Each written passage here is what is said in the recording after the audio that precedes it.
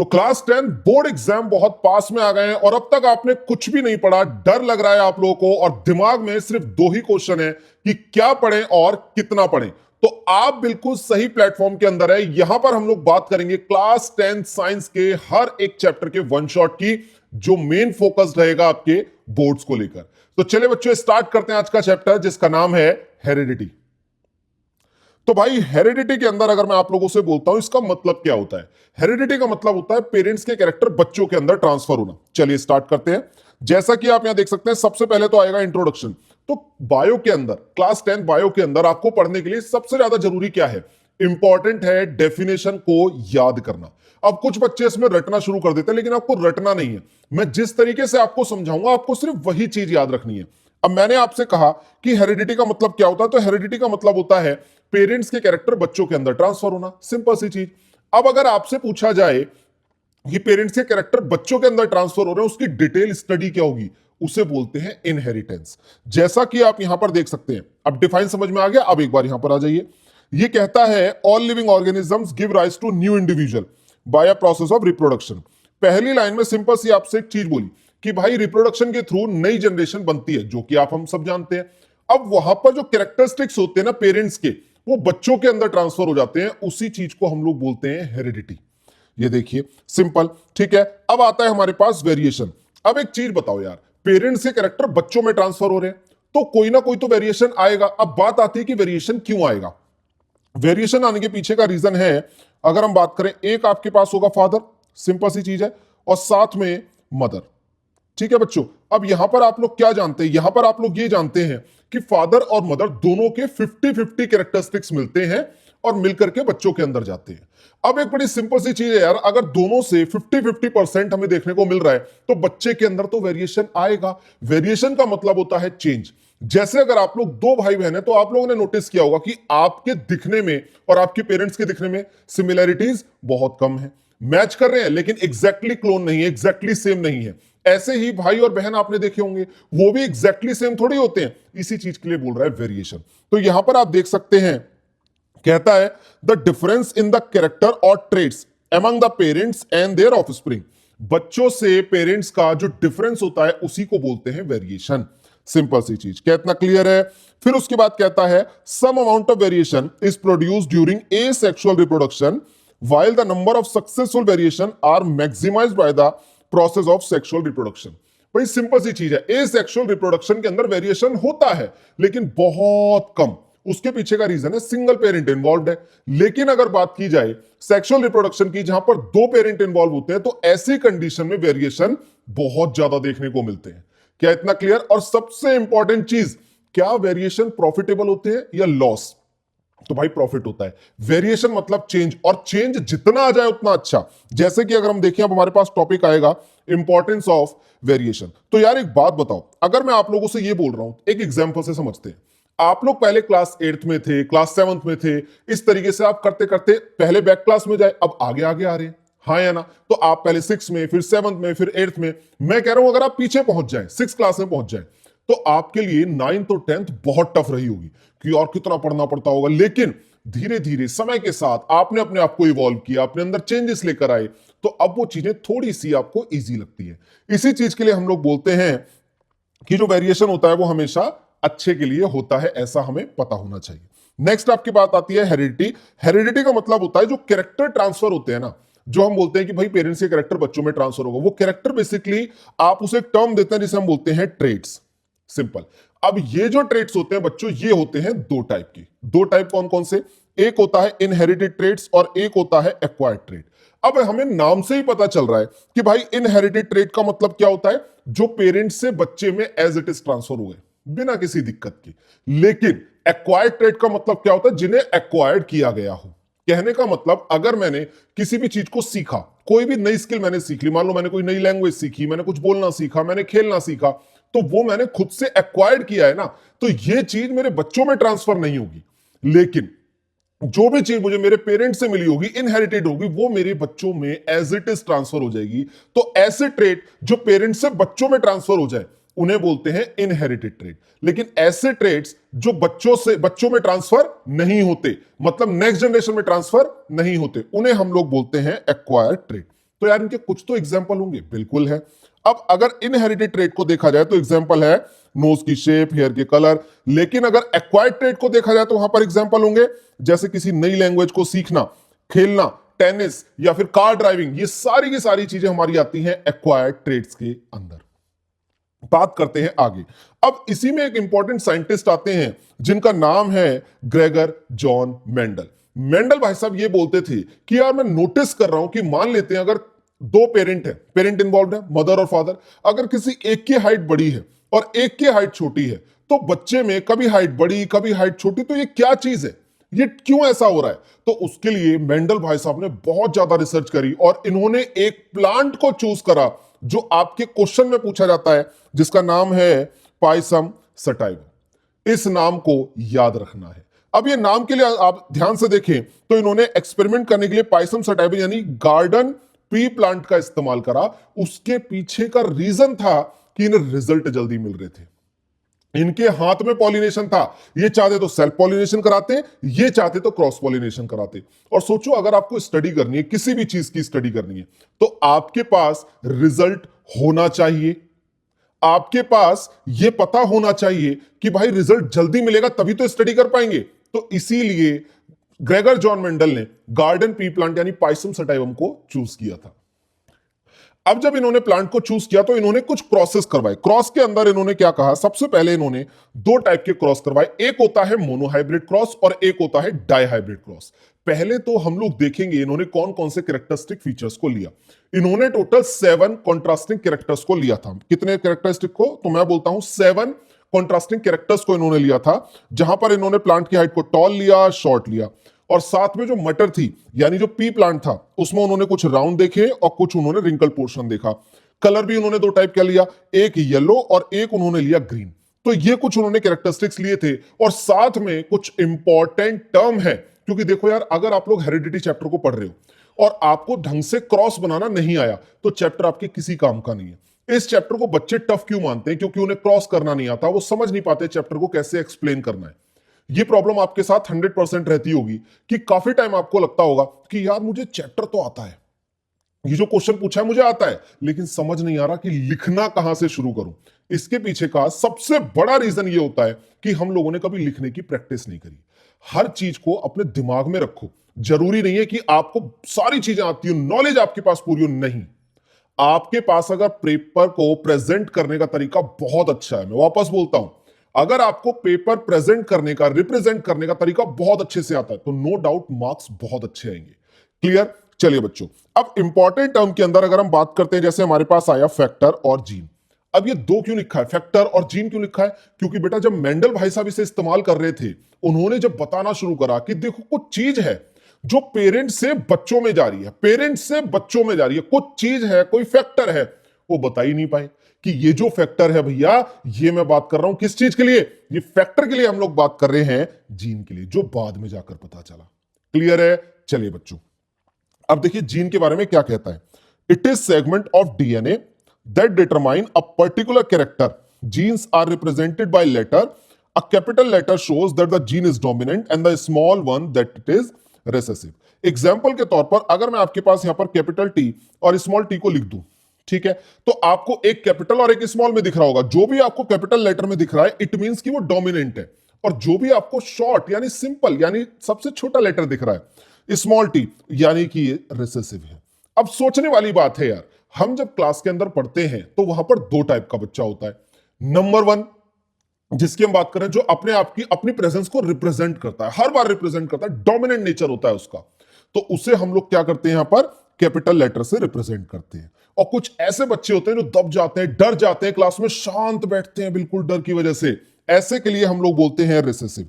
अब देखो आप लोग क्या जानते हैं, अब सिंपल सी चीज समझो, अगर आप किसी भी ऐसे व्यक्ति को जो डरा हुआ है, सहमा हुआ है, बेचारा अपनी बात नहीं बोल पा रहा, अगर ऐसे व्यक्ति को आप डराएंगे या धमकाएंगे तो एक ना एक दिन तो होगा ना जब उसके सब्र का बांध टूटेगा और वो अपने आप को रिप्रेजेंट करेगा। इसी तरह से जब हम यहां पर बात करते हैं, जो कैपिटल टी और स्मॉल टी है, ये किसी ना किसी जनरेशन में रिसेसिव कैरेक्टर जो है अपने आप को रिप्रेजेंट करता है। ये आपको आगे पता चलेगा। चलिए बच्चों, फैक्टर और जीन समझ में आया। अब हमारे पास होते हैं अलील। जैसे आपने देखा कि ये हमारे पास जीन जो है वो, ये लीजिए, इस तरीके से प्रेजेंट है। आपने कहा sir capital T small T, हमारे पास ये प्रेजेंट है, सिंपल सी चीज। अब आपके पास अगर हम बात करते हैं, ध्यान से देखिए, यहां पर आ गया हमारे पास क्या, अलील। अब वहां पर जो कैपिटल टी है वो एक अलग अलील है, स्मॉल टी है वो अलग अलील है। यानी कि जो कैपिटल टी है वो अलील आपको रिप्रेजेंट कर रहा है टॉल के लिए, लेकिन अगर वहां पर स्मॉल टी लिखा हुआ है तो वो आपको रिप्रेजेंट कर रहा है ड्वार्फ प्लांट के लिए। इतना क्लियर? आगे चलते हैं। नेक्स्ट आपके पास आता है बच्चों डोमिनेंट। डोमिनेंट मतलब जो अपने आप को नेक्स्ट जनरेशन में रिप्रेजेंट कर दे, शो कर दे, वो डोमिनेंट है। भाई सिंपल चीज, अगर एक प्लांट हाइट आपने छोटी ली और एक बड़ी ली, जब आपने दोनों का क्रॉस कराया तो देखा क्रॉस कराने के बाद टॉल प्लांट देखने को मिल रहे हैं। इट मींस डोमिनेंट कौन हुआ? टॉल। तो आप बोलेंगे सर अगर शॉर्ट प्लांट देखने को मिला, बेटा डोमिनेंट तब भी टॉल रहेगा, बस तब ये बोलेंगे कि रिसेसिव था, उसने अपने आप को खुलकर रिप्रेजेंट कर दिया, दैट्स इट। यानी कि अगर मैं आप लोगों से बोलूं कि हमारे पास डोमिनेंट आ गया, ये लीजिए, डोमिनेंट मतलब कैपिटल टी, कैपिटल वाई हो, कोई भी वर्ड आपने अगर कैपिटल यहां पर लिख दिया दोनों अलील में से, तो इसका मतलब वो डोमिनेंट नेचर का है, सिंपल। अब इसी तरीके से अगर आपने कुछ स्मॉल में लिखा तो वो रेसेसिव नेचर का है, सिंपल। अब नेक्स्ट हमारे पास दो टर्म और आते हैं, जिनमें से हम एक को बोलते हैं बच्चों जीनोटाइप, एक होता है फिनोटाइप। अब इसे थोड़ा सा समझना, जीनोटाइप का मतलब होता है जीन्स की अपीयरेंस, तो वहीं फिनोटाइप का मतलब होता है फिजिकल अपीयरेंस। अगर आप किसी व्यक्ति को देखकर बोलते हैं कि भाई तेरी हाइट बड़ी है, तेरी हाइट छोटी है, तो ये आपने सिर्फ अपनी आंखों से देख करके उसे बोला है, इट मींस ये हुआ फिनोटाइप, जिसे हम सिर्फ देख करके बता रहे हैं। लेकिन अगर हम उसके जीन्स में चले जाएं और देखें कि अगर वो फिनोटाइप कैपिटल टी दिखा रहा है, यानी कि टॉल दिखा रहा है, तो क्या सच में दोनों के दोनों अलील कैपिटल टी है या फिर एक कैपिटल टी और एक स्मॉल टी है? तो अब आपने कहां पर जाकर वर्क किया? जीन्स में जाकर के वर्क किया। तो ऐसी कंडीशन को हम लोग बोलते हैं जीनोटाइप। इतना क्लियर? अब एक बार थोड़ा सा यहां आ जाइए। एक टर्म होता है होमोजाइगस, एक टर्म होता है हमारे पास हेट्रोजाइगस। तो भाई होमोजाइगस का मतलब क्या होता है? होमो मतलब होता है सेम। अगर आपके पास दोनों के दोनों टर्म या तो कैपिटल टी हो या फिर स्मॉल टी हो, अगर ऐसी कंडीशन बन जाए तो इसे हम लोग बोलते हैं होमोजाइगस, यानी दोनों सेम है। लेकिन अगर एक कैपिटल टी और एक स्मॉल टी बन जाए, जैसा आप यहां पर एग्जांपल देख सकते हैं, तो इस कंडीशन को बोलते हैं हेट्रोजाइगस। इतना आप लोगों को क्लियर है? अब आगे चलते हैं। अब मेंडल भाई साहब ने इतनी सारी चीजें तो बता दी, हमारे पास dominant, recessive, genotype, phenotype, homozygous, heterozygous, ठीक है, फैक्टर, अलील, जीन, सब कुछ पता चल गया। अब बारी आती है सबसे इंपॉर्टेंट टर्म की, जिसे हम बोलते हैं क्रॉस। क्रॉस कराने के लिए मेंडल भाई साहब ने दो कैटेगरी का इस्तेमाल करा। नंबर वन कैटेगरी, जिसमें उन्होंने सिर्फ एक कैरेक्टर की बात करी, यानी कि या तो वो सिर्फ हाइट की बात कर रहे थे या फिर वो सिर्फ कलर की बात कर रहे थे, लेकिन उन्होंने दो कैरेक्टर एक साथ नहीं लिए। फॉर एग्जाम्पल, अगर मैं अपनी बात करूं तो आप सिर्फ मेरी और मेरे पेरेंट्स की हाइट को कंपेयर करें तो आपने सिर्फ एक कैरेक्टर की बात करी, लेकिन अगर आप मेरे और मेरे पेरेंट्स की हाइट और मेरे कलर की लेकर के बात करेंगे तो आपने दो अलग अलग कैरेक्टर लिए। तो ऐसे क्रॉस को हम लोग बोलते हैं डाई हाइब्रिड क्रॉस। लेकिन जहां पर सिर्फ एक कैरेक्टर की बात होती है उसे बोलते हैं मोनो हाइब्रिड क्रॉस। इतना क्लियर है? अब आगे चलते हैं। ये देखिए बच्चों, मोनो हाइब्रिड क्रॉस को उन्होंने लिया, एक कैरेक्टर वाले को लिया, उन्होंने कहा एक काम करते हैं, प्लांट की हाइट को ले लेते हैं। अब उन्होंने कौन सा प्लांट लिया था? Pisum sativum. पाइसम सटाइवम का मतलब पी प्लांट लिया था। रिजल्ट बहुत जल्दी मिल रहे थे और बहुत सारे मिल रहे थे, तो हर एक रिजल्ट को देखना, कैप्चर करना, उन्हें समझना बहुत आसान था, क्योंकि थोड़ी सी भी प्रॉब्लम होती थी वापस से क्रॉस करा देते तो रिजल्ट जल्दी मिल रहा था। हाँ या ना? अगर वो लोग ह्यूमन बीइंग के ऊपर रिसर्च करते, अगर मेंडल भाई साहब ह्यूमन बीइंग के ऊपर रिसर्च करते, तो भैया निपट लेते, वो निपट लेते, क्योंकि एक जनरेशन को ही देखने में 20-30 साल लग जाते भाई साहब, इतना तो खुद ही जिंदा नहीं बचते। इसीलिए उन्होंने पी प्लांट को कंपेयर में लिया था। तो मेंडल प्लांट ने सबसे पहले सिलेक्ट किया ट्रू ब्रीडिंग टॉल। अब ये ट्रू ब्रीडिंग का मतलब क्या होता है? इसका सिंपल सिंपल सा मतलब होता है होमोजाइगस। ऐसे याद रखो, मैंने कहा ट्रू ब्रीडिंग का मतलब क्या होता है, तो ट्रू ब्रीडिंग का मतलब है होमोजाइगस। देखो, ट्रू ब्रीडिंग टॉल प्लांट लिया, उन्होंने कहा अगर मैं कैपिटल टी को स्मॉल टी के साथ क्रॉस करा दूं तो रिजल्ट क्या बनेगा? सबसे इंटरेस्टिंग ये है। तो उन्होंने कहा कि कैपिटल टी स्मॉल टी को क्रॉस कराते हैं। पहला पॉइंट ये आ गया मोनो हाइब्रिड क्रॉस का। फिर उन्होंने क्या करा, अब जब उन्हें रिजल्ट मिला, सबसे पहला रिजल्ट को उन्होंने बोला F1 जनरेशन। यहां पर जो बच्चों F1 होता है ना, जैसे आपके पास लिखा है F1, तो ऐसी कंडीशन को हम लोग बोलते हैं फीलियल। आपको इसके बारे में ज्यादा जानकारी की जरूरत नहीं है, सिंपल सी चीज। F1 का मतलब, यानी F का मतलब होता है फीलियल। तो फीलियल 1, फीलियल 2, उन्होंने मोनो हाइब्रिड क्रॉस के कितने जनरेशन को देखा? दो जनरेशन को, एक F1 और एक F2। इसी तरीके से डाई हाइब्रिड क्रॉस की कितनी जनरेशन को देखा? दो जनरेशन को, एक F1 और एक F2। ये हमारे लिए इंपॉर्टेंट है। बात करते हैं अब, जैसा ही उन्होंने देखा, ऑब्टेन किया कि भाई क्रॉस कराने के बाद F1 जनरेशन में सारे के सारे टॉल मिल रहे हैं प्लांट। फिनोटाइप कैसा है? टॉल। फिनोटाइप मतलब जो आंखों से दिख जाए, जीनोटाइप मतलब जिसके जीन्स में जाना पड़े, ऐसे याद रखना, ठीक है। अब मेंडल ने कहा कि यार मेरे को F1 रिजल्ट में सारे के सारे टॉल मिल गए, अगर इनका आपस में क्रॉस करा दिया जाए तो ऐसी जनरेशन को उन्होंने बोला F2 जनरेशन, और F2 जनरेशन में उन्होंने सेल्फिंग कराई। आगे चल के देखते हैं। अब यहां पर मोनोहाइब्रिड क्रॉस के सबसे पहले F1 जनरेशन के क्रॉस को समझते हैं। यहां पर उन्होंने लिया टॉल प्लांट और शॉर्ट प्लांट, और टॉल प्लांट में भी उन्होंने होमोजाइगस लिया, होमोजाइगस टॉल, होमोजाइगस शॉर्ट। ये मैं क्या कह रहा हूं, ये देखिए कैपिटल टी को स्मॉल टी के साथ क्रॉस कराकर देखा उन्होंने कि क्या रिजल्ट बन रहा है। तो भाई सबसे पहले तो हमारे पास क्या होता है, पेरेंट जनरेशन होती है, उसके बाद आप लोग बनाते हैं गैमीट, गैमीट के बाद आपको यहां पर मिलता है F1 जनरेशन। क्लियर? चलिए अब यहां पर जो कैपिटल टी आप देख रहे हैं, ये वाला कैपिटल टी एक बार इसके साथ क्रॉस होगा और एक बार इसके साथ क्रॉस होगा। क्रॉस होने के बाद रिजल्ट क्या आएगा? क्रॉस होने के बाद रिजल्ट आएगा भाई एक कैपिटल टी ये वाला और एक स्मॉल टी ये वाला। तो ये लीजिए आपने यहां पर लिख दिया, और साथ में आपने वापस से इसे इसके साथ क्रॉस करा दिया, तो वही सेम रिजल्ट आपको देखने को मिल गया। इसी तरह से जब आपने दूसरे वाले कैपिटल टी को भी इनके साथ क्रॉस कराया तो आपको रिजल्ट सेम मिल गया। अब यहां पर आपको लिखने में जो दिक्कत आती है, काफी सारे बच्चों को ना प्रॉब्लम आती है कि सर फिनोटिपिक रेशियो कैसे लिखा जाता है, जीनोटिपिक रेशियो कैसे लिखा जाता है। तो मेरे भाई टेंशन मत ले, हर चीज सिखाऊंगा। सबसे पहले याद रखना, फिनोटाइप मतलब क्या हुआ, आप ऐसा समझो, अगर एक भी कैपिटल टी होगा तो प्लांट टॉल होगा, बात ही खत्म हो गई। मैंने कहा अगर एक भी कैपिटल टी होगा तो प्लांट टॉल होगा, ये बात आप सबसे पहले समझिए। तो आपने देखा भाई यहां भी कैपिटल टी है, यहां भी मतलब सारे टॉल हैं। तो अगर मैं अपनी आंखों से देखूंगा तो मुझे सारे प्लांट कैसे दिखेंगे? टॉल दिखेंगे। इट मींस मेरा फिनोटिपिक रेशो हो गया टॉल, यानी कि 1:1:1:1। क्लियर? अब आते हैं जीनोटाइप पर। तो देखो जैसे जीन्स की अपीयरेंस हम देख रहे हैं सबकी सेम है, तो इसका मतलब जीनोटिपिक रेशो भी कैसा हो गया? 1:1:1:1। यहां पर आप लोग देख सकते हैं।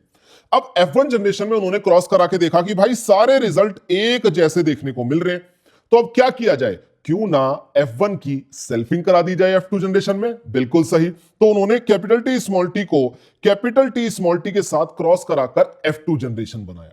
तो F2 जनरेशन में बेटा हम बोलते हैं F1 की सेल्फिंग।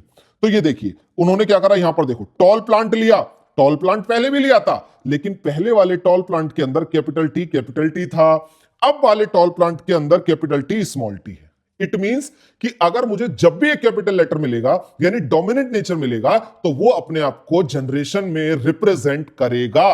सिंपल। आगे चलते हैं। तो कैपिटल टी स्मॉल टी उन्होंने यहां पर ले लिया दोनों साइड में। अब इन्होंने क्या करा, गैमीट फॉर्मेशन कर लिया। ये लीजिए गैमीट फॉर्मेशन हुआ। अब गैमीट फॉर्मेशन के बाद यहां पर उन्होंने ऐसे पनेट स्क्वायर बना लिया। बहुत सिंपल है। आपके पास जब ये देखिए गैमीट मिल रहे हैं तो एक टर्म आपने यहां पर लिख लिया और ये वाला टर्म आपने यहां पर लिख लिया, ये वाला टर्म यहां पर लिख लिया। सिंपल, कोई दिक्कत और आपत्ति नहीं। अब क्रॉस करवाते हैं। तो देखो बच्चों, इसका कैपिटल टी और इसका कैपिटल टी मिलकर क्या बनाएगा? कैपिटल टी मतलब कि टॉल। सिंपल, बहुत सही। अब इस पर आ जाते हैं एक बार, इस वाले पॉइंट पर। तो यहां पर इसका कैपिटल टी आएगा और इसका स्मॉल टी आएगा। तो क्रॉस करके क्या बना रहा है? कैपिटल टी स्मॉल टी, यानी प्लांट कैसा बनेगा? टॉल बनेगा। आगे आते हैं। तो ये तो हमें देखने को मिल गए। अब नीचे वाले बॉक्सेस की बात करते हैं। ये वाला कैपिटल टी यहां पर आएगा, ये वाला स्मॉल टी यहां पर आएगा, मिलकर क्या बना? कैपिटल टी स्मॉल टी मतलब टॉल। यहां पर आ जाइए, ये बना आपके पास, ये वाला स्मॉल टी यहां पर आएगा, ये वाला स्मॉल टी यहां पर आएगा। दोनों मिलकर क्या बन रहे हैं? Small T small T. अब यहां से किस्सा शुरू हुआ। मोनोहाइब्रिड क्रॉस में F1 जनरेशन में सारे प्लांट टॉल थे, लेकिन F2 जनरेशन के अंदर एक प्लांट शॉर्ट भी निकलकर आ गया। इट मींस कि रिसेसिव कैरेक्टर अगर आपके पास कभी भी है तो वो किसी ना किसी जनरेशन में तो निकलकर बाहर आएगा ही आएगा। ये बात कंफर्म हो गई। उन्होंने यहां पर बोला कि भाई capital T tall, capital T small T tall. क्यों? क्योंकि एक कैपिटल टी है मतलब टॉल बनेगा। तो यहां भी क्या हो गया? कैपिटल टी स्मॉल टी मतलब टॉल, क्योंकि एक कैपिटल टी है तो कैपिटल टी मतलब टॉल तो बनेगा। और देखो यहां पर दोनों स्मॉल टी तब जाकर के प्लांट शॉर्ट बनता है। इट मींस कि अगर मुझे प्लांट की हाइट छोटी देखनी है तो मेरे पास दोनों अलील स्मॉल टी और स्मॉल टी होने चाहिए। क्या इतना क्लियर है? यहां से उन्हें ये चीज पता चली। अब यहां पर स्टार्ट होता है बच्चों खेल जीनोटिपिक और फिनोटिपिक रेशो का। समझ में आया? फिनोटाइप क्या होता है बच्चों? फिनोटाइप मतलब जो आंखों से दिखी, आंखों से 3 टॉल दिख रहे हैं और एक शॉर्ट दिख रहा है। देखो ये भी टॉल, ये भी टॉल, ये भी टॉल, तो मतलब फिनोटिपिक रेशो कैसा हो जाएगा? 3 टॉल और एक शॉर्ट, मतलब 3:1। यहां पर आप आराम से देख सकते हैं। लेकिन अगर बात की जाए जीनोटिपिक रेशो में, तो जीन्स की अपीयरेंस आएगी। देखो बच्चों, ये एक अलग टाइप का जीन्स है, ठीक है। दोनों अलील हमारे पास कैसे हैं? अलग है। इसमें सेम है मतलब बाकियों से अलग है। तो देखिए, एक तो इसमें कैपिटल टी है और कैपिटल टी स्मॉल टी वाले 2 हैं और स्मॉल टी वाला 1 है। इट मींस जीनोटाइप का रेशो बनेगा 1:2:1, जहां पर 1 का मतलब है कैपिटल टी, 2 आपके पास कैपिटल टी स्मॉल टी और 1 आपके पास स्मॉल टी। आई होप कि आप लोगों को मोनोहाइब्रिड क्रॉस की F1 और F2 जनरेशन बनाने आ गए होंगे और साथ ही उनके क्रॉस करके रिजल्ट बनाने और जीनोटाइप और फिनोटिपिक रेशो भी करने आ गए होंगे। अब चलते हैं आगे की तरफ। तो अब हम लोग बात करते हैं डाई हाइब्रिड क्रॉस की। तो डाई हाइब्रिड में नाम से आपको पता चल रहा हो कि 2 कैरेक्टरिस्टिक्स को लिया गया, यानी कि यहां पर मेंडल भाई साहब ने एक तो लिया उन्होंने सीड की शेप को और लिया सीड के कलर को। अब भाई शेप और कलर लिया तो एक डोमिनेंट होगा और एक रिसेसिव होगा। तो सबसे पहले हम लोग बात कर लेते हैं कलर में। अगर हम कलर के अंदर ध्यान से देखें तो येलो को उन्होंने डोमिनेंट कलर से रिप्रेजेंट किया, यानी कि कैपिटल वाई और कैपिटल वाई। तो वहीं अगर हम लोग बात करते हैं रिसेसिव पॉइंट ऑफ व्यू से, तो रिसेसिव के अंदर उन्होंने स्मॉल वाई और स्मॉल वाई से रिप्रेजेंट करके ग्रीन को दिखाया। अब आप लोगों से मैंने क्या कहा था कि भाई अगर आप लोग डोमिनेंट कैरेक्टरिस्टिक्स मान लेते हैं, कैपिटल वाई आपने ले लिया फॉर एग्जांपल, तो रिसेसिव कैरेक्टर को आपको जी से नहीं स्मॉल वाई से रिप्रेजेंट करना होगा। क्या इतना क्लियर है? तब आपके पास ही कंडीशन क्रिएट हो जाएगी। आगे की बात करते हैं। इसी तरीके से शेप में भी उन्होंने 2 चीजें ली, एक डोमिनेंट और एक रिसेसिव। डोमिनेंट लिया उन्होंने राउंड और रिंकल्ड को लिया उन्होंने रिसेसिव। तो इसे कैपिटल आर, तो रिसेसिव को उसी से स्मॉल लेटर में दिखाया गया, यानी कि स्मॉल आर। अब यहां पर उन्होंने कुछ क्रॉस किए, उनके एक्सपेरिमेंट थे, वही F1 और F2 जनरेशन। लेकिन याद रखना कि जैसे आपने मोनोहाइब्रिड क्रॉस पढ़ा, डाई हाइब्रिड क्रॉस से क्वेश्चंस आने की जो संभावनाएं हैं वो बहुत ज्यादा होती हैं। इसे एक बार देखते हैं। मेंडल ने क्रॉस करवाया पी प्लांट को जिसमें राउंड एंड येलो शीट्स थी, यानी कि capital R, capital Y. Simple. 2 character लिए। जब सिंगल कैरेक्टर थे तो 2 अलील ले रहे थे आप लोग। अब 2 कैरेक्टर हैं तो 4 अलील हमें लेने पड़ेंगे। तो हमने क्या करा? राउंड के लिए कैपिटल आर और येलो के लिए कैपिटल वाई से रिप्रेजेंट किया। तो उन्होंने इसे क्रॉस करवा दिया रिंकल्ड के साथ, रिंकल्ड ग्रीन के साथ। ये देखिए, यानी कि स्मॉल आर, स्मॉल वाई, इन दोनों को उन्होंने क्रॉस करवाया F1 में। अब जो रिजल्ट मिलेगा वो उन्होंने यूज कर दिया कहां? F2 जनरेशन के अंदर, यानी सेल्फिंग ऑफ F1 जनरेशन। चलिए बच्चा पार्टी, ये कहता है he obtain F1 generation with all pea plant having round and yellow seeds. उन्होंने ये देखा कि भाई जब मैं ऐसे क्रॉस करवा रहा हूं, यानी कैपिटल आर, कैपिटल वाई को जब मैं क्रॉस करवा रहा हूं स्मॉल आर, स्मॉल वाई के साथ, तो सारे के सारे रिजल्ट F1 जनरेशन में कैपिटल वाई, स्मॉल वाई मिले। यानी कि कैपिटल आर मतलब क्या हो गया? एक कैपिटल मतलब राउंड, एक वाई कैपिटल मतलब येलो। तो सारे के सारे दिखने में जो थे वो राउंड थे और येलो थे। अब बारी थी F2 जनरेशन की, जहां पर F1 जनरेशन की सेल्फिंग होनी थी। तो उन्होंने इसी तरीके से यहां पर 4 कैटेगरी बनाई और F2 का रिजल्ट आपके पास फिक्स हो गया 9:3:1। अब बात आती है रेशो आया कहां से? अब उसकी तरफ चलते हैं। तो भाई F2 जनरेशन और F1 जनरेशन डायहाइब्रिड क्रॉस की ये रही। देखो, capital R, capital Y, small are, small Y को उन्होंने क्या करा? अब सबसे पहले पेरेंट जनरेशन है, गैमीट बनेंगे। तो गैमीट क्या बन सकते हैं? Capital R, capital Y, small are, small y. Simple सी चीज। उन्होंने उठा करके यहां पर क्रॉस कराया। क्रॉस कराने के बाद देखा कि भाई हर एक चीज में कैपिटल आ रहा था, यानी कि राउंड और येलो आ रहे थे हमारे पास रिजल्ट सारे के सारे। ठीक है, ये देखिए ऑल फिनोटाइपिक हमारे पास कैसा था? 1:1। और अगर आप जीनोटाइप भी देखोगे वो भी 1:1 आएगा, क्योंकि सारे के सारे गैमीट लाइन से सिमिलर है। अब बारी थी इनका क्रॉस कराने की, यानी कि इनके सेल्फिंग कराने की F2 जनरेशन में। अब बात आती है F2 जनरेशन में, जहां पर F1 की सेल्फिंग कराई जाती है। तो आपने जब यहां पर capital R, capital Y, small Y और सेम आपने यहां पर ले लिया, तो कितने गैमीट बनने की प्रोबेबिलिटी बनती है? देखो एक चीज बताओ, मैं यहां से capital R, capital Y, small Y, ये बना सकता हूं, small R capital Y, small are small Y, ये बना सकता हूं। और जो आपके पास गैमीट यहां पर बने हैं ना, यही सेम गैमीट आपके इस साइड भी बन जाएंगे। सिंपल सी चीज। अब बारी है इनका क्रॉस करवाने की, तो इनके क्रॉस के लिए यूज किया जाता है पिनेट स्क्वायर का। ये देखिए, जितना भी ये वाला पोर्शन आपको दिख रहा है इसे यहां पर लिख दो, सिंपल। जितना भी आपको ये वाला पोर्शन दिख रहा है इसे उठा करके यहां पर लिख दो और आपस में क्रॉस कराना शुरू करें, तो आपको समझ में आएंगी चीजें कि कैसे रिजल्ट मिल रहे हैं।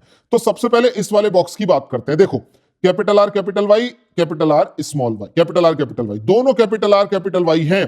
तो यहां पर क्या बना, देखो आप देख सकते हैं राउंड येलो आपके पास एक निकल कर आ गया। इसी तरीके से आप यहां भी क्रॉस करा लेंगे तो ये कैपिटल आर और कैपिटल आर बनेगा, और ये यहां पर क्या बनेगा, कैपिटल वाई और स्मॉल वाई बनेगा। इसी तरीके से आपके पास यहां पर ये 16 रिजल्ट आपको देखने को मिलेंगे जिनका रेशो निकल कर आएगा 9:3:3:1, यानी कि 9 आपको मिलेंगे राउंड एंड येलो, और 3 आपको मिलेंगे राउंड एंड ग्रीन, और आपको 3 मिलेंगे रिंकल्ड एंड येलो, और 1 मिलेगा रिंकल्ड एंड ग्रीन। और अगर मैं आप लोगों से पूछूं कि सिलेक्टिवली होमोजाइगस का रेशो क्या होगा, तो सिलेक्टिवली होमोजाइगस, होमो मतलब जिसमें सारे के सारे सेम दिखते हो, तो वो 1:1, सिर्फ 2 ही आपको ऐसे देखने को मिलेंगे। देखो, capital R capital R, capital Y capital Y, small are small are, small Y small Y. समझ में आ रहा है? बाकी सब हेटेरोजाइगस कंडीशन में। इतना क्लियर हुआ? अब आगे चलते हैं। इतना सफर खत्म होने के बाद मेंडल रुके नहीं, अब उन्होंने यहां पर अपने कुछ लॉज दिए। सबसे पहले आपको देखने को मिलेगा लॉ ऑफ डोमिनेंट। मैं आपको ऐसे ही बता देता हूं, जो भी अपने आप को नेक्स्ट जनरेशन में रिप्रेजेंट कर रहा है वो डोमिनेंट कैरेक्टरिस्टिक्स है, उसी को बोला गया लॉ ऑफ डोमिनेंस। मतलब Mendel law of dominance state that in heterozygous, मतलब हेटेरोजाइगस कंडीशन के अंदर कोई एक ट्रेट अपने आप को रिप्रेजेंट कर रहा होगा दूसरे ट्रेट के ऊपर। ठीक है, तो वो हो गया law of dominance. For example, capital T small T के साथ जब क्रॉस कराया गया तो कैपिटल टी ने अपने आप को डोमिनेंट दिखाया और हाइट को टॉल कर दिया। सिंपल। नेक्स्ट आते हैं लॉ ऑफ सेग्रीगेशन। कुछ भी नहीं है, गैमीट फॉर्मेशन, बस इतना याद रखो। यानी कि आपके पास अगर कैपिटल टी स्मॉल टी है, जो कि पेरेंट की कंडीशन आपने देखी थी, अब अगर उसे आप सेपरेट करके एक को कैपिटल टी और एक को स्मॉल टी लिख देते हैं, तो यानी कि आपने दो गैमीट को सेग्रीगेट कर दिया। इसे बोलते हैं लॉ ऑफ सेग्रीगेशन। आगे की बात करते हैं। अब आता है आपके पास law of independent assortment.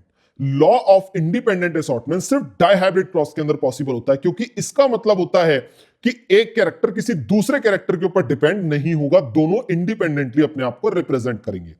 For example, Mendel law of independent assortment that alleles of 2 or more different genes get sorted into gamete independently of one another. जैसे आप देखें डायहाइब्रिड क्रॉस के अंदर आपने क्या लिया था, शेप लिया था और कलर लिया था। क्या शेप के चेंज होने से कलर पे कोई इंपैक्ट पड़ेगा? कोई इंपैक्ट नहीं पड़ेगा। क्या सेम कलर के चेंज होने से शेप पर कोई इंपैक्ट पड़ेगा? कोई इंपैक्ट नहीं पड़ेगा। क्या इतना क्लियर है? इसीलिए इसे बोलते हैं कि दोनों कैरेक्टर अपने लिए इंडिपेंडेंटली जब दिखते हैं, रिप्रेजेंट करते हैं, तो उसे हम लोग बोलते हैं लॉ ऑफ इंडिपेंडेंट असॉर्टमेंट। इतना क्लियर है? आगे चलते हैं। अब ये जो हमारे पास ट्रेट्स हैं, हमने बोला कि भाई एक्वायर्ड ट्रेट होते हैं, इनहेरिटेड ट्रेट होते हैं। तो एक्वायर्ड का तो समझ में आ गया कि हमने अपनी जनरेशन में खुद से हासिल किया है, वो नेक्स्ट जनरेशन में ट्रांसफर नहीं होगा। लेकिन इनहेरिटेड ट्रेट जो होता है बच्चों, अगर हम बात करते हैं तो वो तो अपने आप को रिप्रेजेंट करता है ना नेक्स्ट जनरेशन में। वो किसके थ्रू जाता है? वो जाता है डीएनए के थ्रू, क्योंकि डीएनए एक ऐसी इंफॉर्मेशन है जो आपके पेरेंट से आपको मिली है। आपने देखा भी होगा कि डीएनए टेस्ट कराते हैं कि बच्चा किसका है, तो उसी से पता चलता है, क्योंकि डीएनए हमारे पास लगभग सिमिलर रहता है पेरेंट से। इट मींस कि अगर कोई भी ट्रेट एक जनरेशन से दूसरी जनरेशन में जाना चाहता है तो वो सिर्फ डीएनए के थ्रू जा सकता है। पढ़ते हैं। Cellular DNA is the information source of making protein in the cell. Simple सी चीज हम जानते हैं। अब एग्जाम्पल के तौर पर आप डायरेक्ट एग्जाम्पल पर आइए।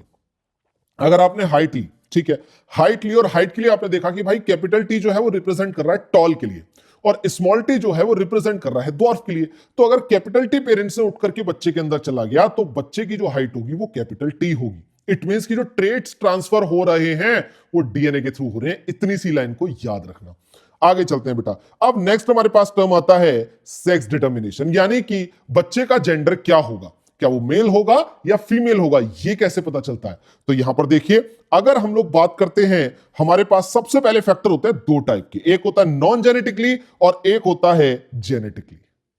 तो अब यहां पर अगर हम बात करें नॉन जेनेटिक का मतलब क्या होता है, जिसके एनवायरमेंटल फैक्टर रिप्रेजेंट करता है, यानी कि उसे इससे कोई लेना देना नहीं है कि आपके पास जो क्रोमोसोम है वो एक्स एक्स है या एक्स वाई, कोई लेना देना नहीं, उसे इंपैक्ट करेगा एनवायरमेंट। इसके सिर्फ एग्जाम्पल याद रखो, इसके अलावा आपसे कुछ नहीं पूछेगा। तो एग्जाम्पल में आगे जैसे हमारे पास हो गया स्नेल्स हो गए, इसके अलावा आपके पास अगर टर्टल हो गया वो भी इसी कैटेगरी में आता है। लेकिन अब हम बात करते हैं जहां पर जेनेटिक रिप्रेजेंट करते हैं, for example human being. Human being के अंदर जो बच्चा बनेगा वो मेल होगा या फीमेल होगा, ये डिपेंड करता है क्रोमोसोम के ऊपर। अब अगर हम लोग यहां पर ध्यान से देखें, मेल के अंदर कौन से क्रोमोसोम होते हैं, हम ध्यान से देखते हैं एक्स वाई।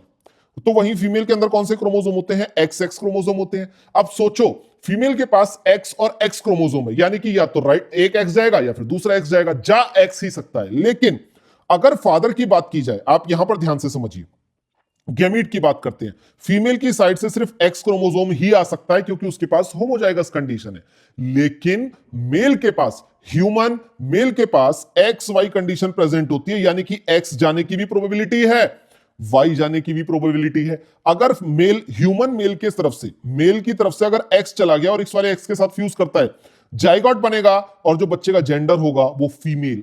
लेकिन अगर मेल साइड से वाई क्रोमोसोम चला गया और फीमेल की तरफ से तो एक्स आएगा, तो यहां पर फ्यूज होने के बाद बनेगा एक्स वाई यानी कि मेल।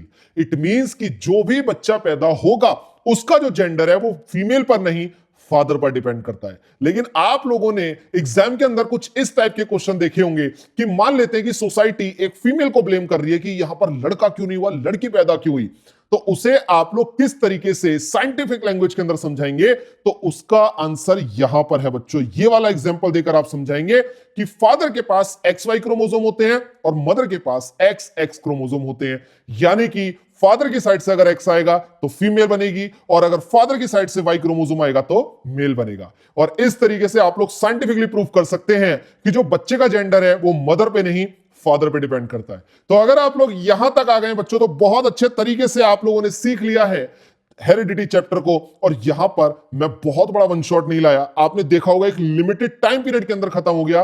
रीजन है कि ये सिर्फ एग्जाम ओरिएंटेड है, बोर्ड्स के लिए है, और बोर्ड्स में बच्चा 2x में देखेगा तो देखिए कितनी जल्दी आपका चैप्टर खत्म हो जाएगा और आपने सारे के सारे पॉइंट को समझ लिया। अब यहीं पर मैं आपको कुछ मोस्ट इंपॉर्टेंट 20 क्वेश्चंस को इसमें अरेंज करके दूंगा, और अगर आप ये पीडीएफ चाहते हैं तो फटाफट से आप लोग इस टेलीग्राम चैनल पर पहुंच जाइए, क्योंकि यहां पर लेक्चर अपलोड होते के साथ ही, जैसे ही यूट्यूब पर ये लेक्चर अपलोड होगा वैसे ही ये नोट्स टेलीग्राम पर अपलोड होंगे। मैं नीचे डिस्क्रिप्शन में आपको सारे लिंक प्रोवाइड कर दूंगा, वहां पर आप जुड़िए। और याद रखना, you can't see me but you can feel my guidance.